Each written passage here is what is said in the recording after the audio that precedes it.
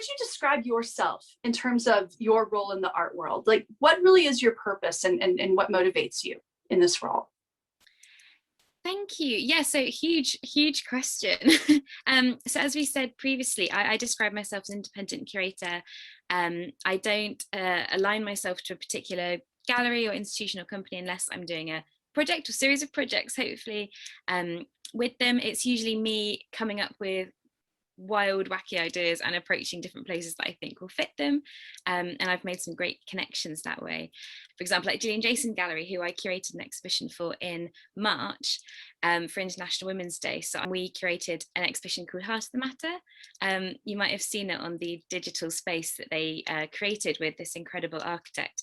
And that featured Bridget Riley and Tracy Emin and all these absolutely insane artists that I studied at school and never thought I'd ever have the privilege to exhibit, alongside amazing artists that we'd found on Instagram or in shows.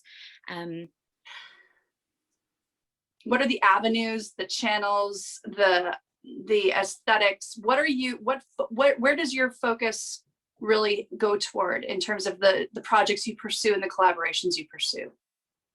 So again, big question. I think for me, curation is all about working in the best way for the people and working the best way for the artists. And I, as with She Curates, focus on underrepresented artists, specifically women, non-binary and queer artists. And that's my sort of focus, but that in itself is such a broad, huge topic. In terms of time management, which I think nowadays is just like the go word, I don't know, is coming up with ideas, it's budgeting, it's working with volunteers, working with staff, it's art writing, it's, you know, helping artists with their promotional materials, everything. So managing your time is a huge thing. I have a huge diary. I wish I had it with me, but like I said, I've moved. But I could show you, and I have planned out every day all the tasks I need to do for each project. And there's always a million things on the go, but it's really fun, and I think it keeps you, yeah, it keeps your brain moving. I think. What prompted you to launch She Curates? And I believe you did that in spring of 2020. And I know there was this thing called a global pandemic that was just starting to rear its head. Yeah. Yeah, I've not really heard of that. Yeah, it was literally a few days into lockdown, and it was a way to really keep me moving, because suddenly, as we all know, everything stopped. So all the initiatives, all the exhibitions, all the people that I was working with, it suddenly stopped, either to be put on hold or cancelled entirely, unfortunately, with other things.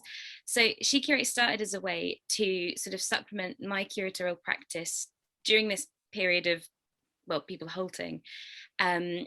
And it's a real testimony to people being so kind and generous with me during their time, because everyone was suddenly on their phone. So I imagine you've had it with this series, that people are actually responding to everybody now, and you can get through to people, and people you never thought you'd speak to, you can suddenly do an interview with, which is what happened. And I suddenly went from being very much a regional Southeast based curator to speaking to people all around the world, and from She Curates, like I say, my practice has grown into doing shows I did in London this year. I've got a show launching next month, and I've got a whole host of projects until 2024 now. I think just launching, like I say, from the generosity of other people and from collaborating and just coming up with ideas and just being cheeky and asking to do them. That is just, that's astounding. The number 450, that is, I mean, so what is the purpose of She Curates? So if someone is arriving on the site for the first time, you see the index of all the interviews.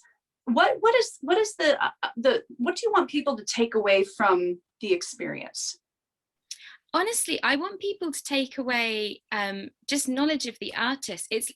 I hate it when you see exhibitions pop up and they're so well thought out and they're so brilliant, but they have absolutely no women, non-binary, queer artists in them. And I want people to be like, we're doing this exhibition, it's focused on this, and here's an index and a directory explaining these people's practice, these artists, and they can literally go on it and say, there's all these artists out there, there is no excuse not to be including them in your shows, there's no excuse not to be having them and showcasing them and collecting them. And it's really just, like you say, a directory for people to be able to go on, research these artists and find the most incredible voices out there and the most incredible practices. And for me, from my curatorial practice, I have all these people that I've spoken to either on Zoom or written, however we decide to do the interviews. And then when I'm coming up with exhibitions, I go, I remember that from this artist, and they said they really want to do this one day, and I can bring them in to do that. And that's, again, a huge privilege for me, and something really, yeah, just really lovely. It's just these like obviously fixed conversations, and they sort of go around in your mind, and obviously tangible online as well. Which interview have you done that you think is just like the ideal place to start for somebody who's new? It's a really good question, and I think it's probably impossible to answer. Like, the artist that comes to mind is like Sahara Long or Chidine Manoli. And then I've started a series called The Conversations with Art Girl Rising, who we're both huge fans of. And we've got the second episode of that coming out, and that's a totally different space to explore these interviews and conversations I've been having. And the one that's out at the moment, which we did ahead of their Unit London launch, was Helen Beard and Anna-Liba Lewis. And that's a really lovely one to watch in a different format, because all of my interviews at the moment are written. Even if we do it face to face, I write it and put it online, so it's sort of more accessible in that way.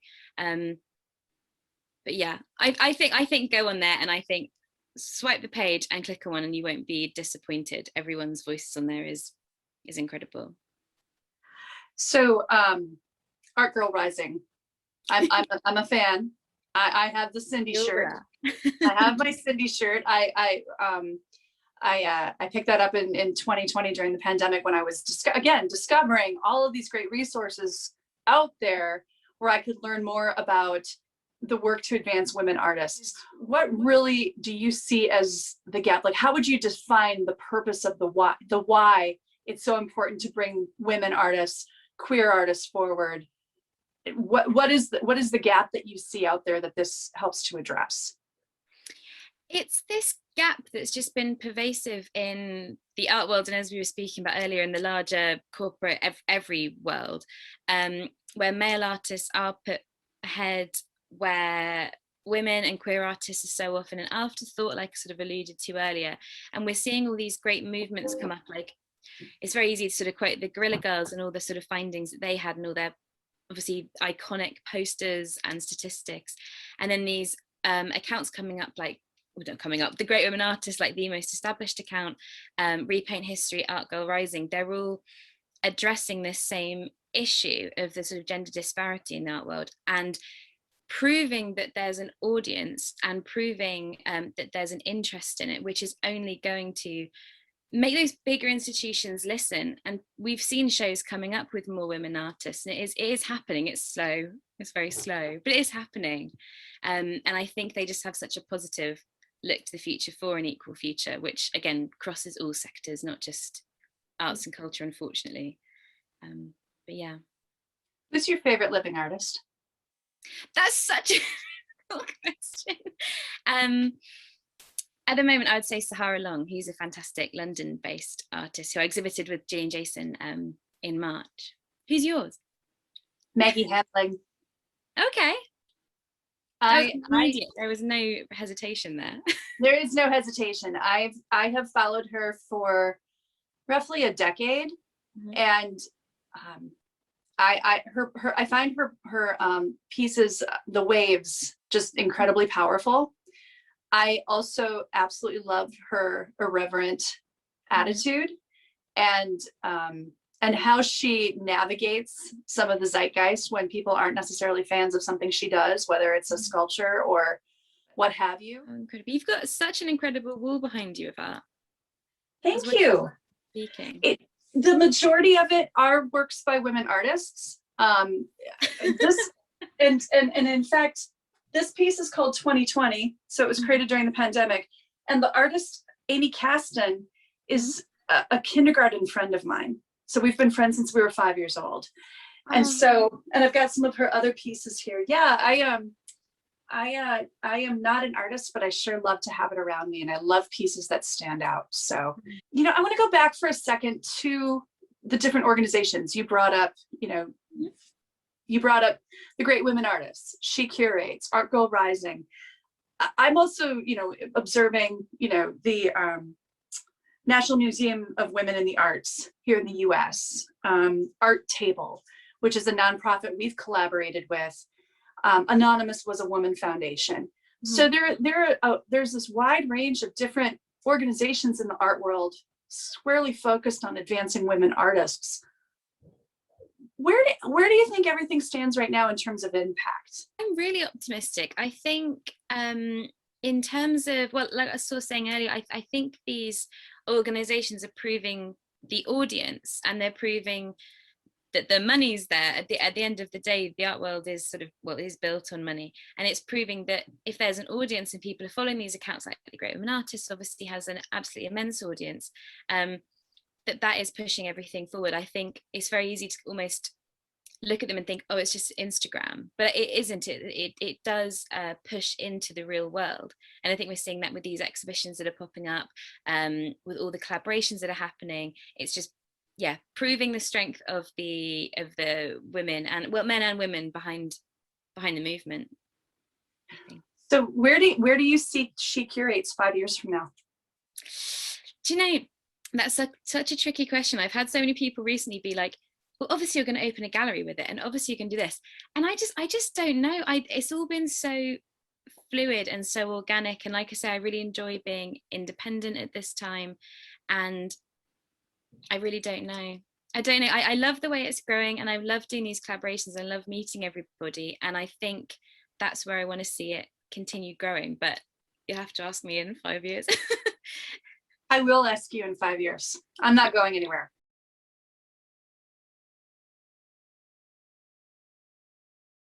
Yellow, always has been, forever. Yes, I do. And it's typical, like I say, because I've moved, I don't actually have it with me, but it's a small original framed oil painting by a local artist down here called Jane Gray, and I purchased it straight from her studio, and the minute I had the money for it, and I told her I'm saving up for that, and I bought it from her. And I wish I could show you, I'll send you a picture of it, but it's beautiful.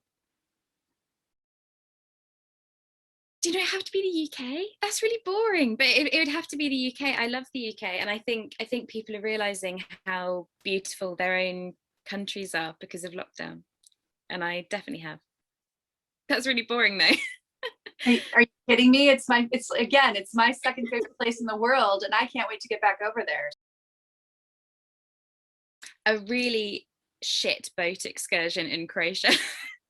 I had the most incredible time when I went to Croatia in 2015. God, that's ages ago. And it was the most incredible holiday. And we were promised this amazing excursion. Me and my partner went down the pier, and we got on this boat, and it was like thunder, storms. They only served meat and wine in these huge vats. So I was just drinking like wine, feeling seasick in a storm on a boat for like 100 quid. But it was hilarious. And we got amazing stories from it. Oh, it's got to be pasta. It's got to be some sort of pasta, obviously, 100%. I'd have to say Danny Humberstone, who is a really, really dear friend of mine down here, and she is the artist in residence at a gallery I've worked at since I was a teenager, and her drive and passion and love and generosity towards other women in the art is possibly unmatched. So I would say, yeah, Danny Humberstone. Check her out. The next plan I have is to go to the Netherlands for Clover Mill Artist Residency, run by fantastic artist Jennifer Smith. And it's a residency, they literally have their first residency at the moment, they're in their second week, and we're doing an annual program where She Curates is going to be sending 2 women and queer artists to the Netherlands every year. In theory, I'm meant to be going across, but at the moment it's like a 10-day quarantine. So fingers crossed, but that should be the next place. Art collecting, it would be to invest in the artists that you believe in and the artworks that you love. I think it's really easy to think this is an investment. I hate this artwork, but I'm going to buy it because it's an investment. And I think art should be enjoyed. I think art should be on your wall and you should love it every day. And I think genuine support of artists is really important. There's so many collectors that buy a work and then perhaps never speak to the artist again. And I think something that's really exciting is getting to know the artist. And I think it makes your artwork glow if you know the artist and you have a relationship with them. So I would say, yeah, enjoy the work and befriend the artist if you can? Well, I enjoy the work up in my living room right now. And I have reached out to Dame Hambling and have asked if she'd consider collaborating with us. So fantastic. I haven't had a no. So this is a good sign. So we'll see what 2022 brings. Thank you.